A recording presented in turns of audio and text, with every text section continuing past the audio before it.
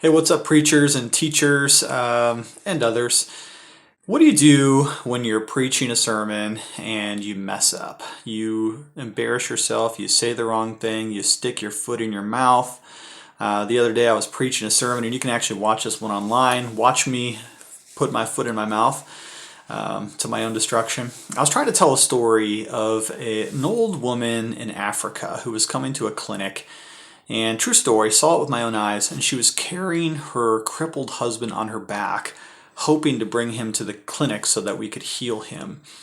And as I was trying to tell the story, it was supposed to be a powerful, gripping, poignant, sublime moment. And I said something stupid. As I'm describing this old woman carrying her crippled husband to the clinic, I described her as an old woman, and then I said she must have been at least 60. And all of a sudden I heard laughing from the congregation, and I'm thinking, why are they laughing? They don't normally laugh at my jokes. And then I realized, it's because I just called everybody older than 60 in the congregation an old person. And I knew it immediately, and it was humorous, hopefully endearing, because I certainly did not mean it in any way offensive. But I ask this question then, what do you do while you're preaching and you mess up, you say the wrong thing? A couple things of advice here. Number one, correct yourself. If you can correct yourself and you know it, go ahead and do it right then and there. If you state something wrong, if you quote something inaccurately, if you get the facts jumbled up and you're aware of it, go ahead and correct yourself right then and there. It'll save you some time later. Probably what's going to happen, though, is as you're speaking, you're not even aware of some of the things that are coming out of your mouth. And it's only later when people tell you what you said that you cannot believe you actually said that in real life. So if you can, correct yourself. Secondly, apologize.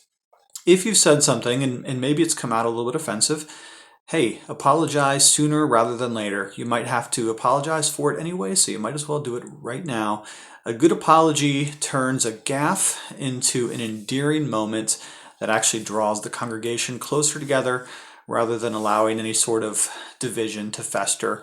So if you've said something that might even be perceived as offensive and you become aware of it, whether now or later, go ahead and apologize. Even if you have to correct yourself maybe a week later or so, go ahead and do that. It's a good, humble, and gracious thing to do to correct yourself.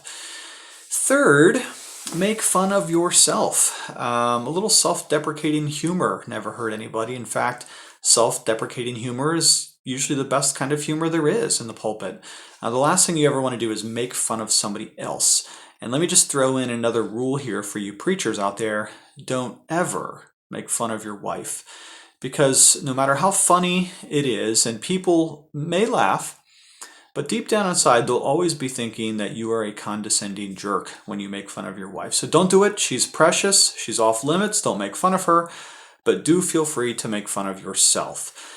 Now, we do have to use humor with some limitations because, brothers, in the pulpit, we are not stand-up comedians. That is not our role.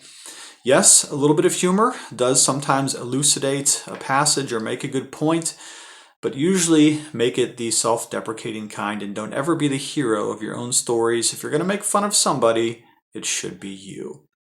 Okay, now the final thing I want to say, and this might be the most important for when you put your foot in your mouth, is go ahead and just move on. Just move on. Get on with the rest of your sermon. You may blush. They may be laughing at you. You may be laughing at yourself later on. But get back onto the gospel, man. Get back on to the next verse.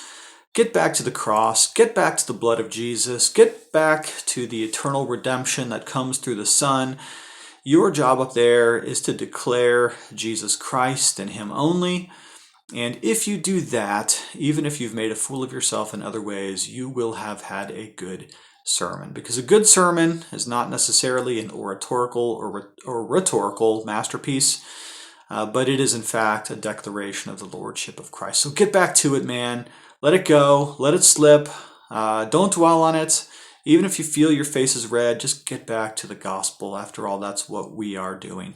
Well, I'd love to hear some of your mess-up stories. I've told at least one of my own in this short video, but I'm sure I'm not the only person to ever mess up in a sermon. So go ahead and comment on how you've messed up and put your foot in your mouth in the middle of a sermon. Let us know in the comments of this video. By the way, one more thing before I go. Wanted to mention again, and you know this if you're a subscriber, my new book, Unknown: The Extraordinary Influence of Ordinary Christians, just dropped and became available on Amazon.com. Print form, Kindle form, it's available. I'll post a link in the description of the video. Thanks for checking in. Love you lots, and talk to you later.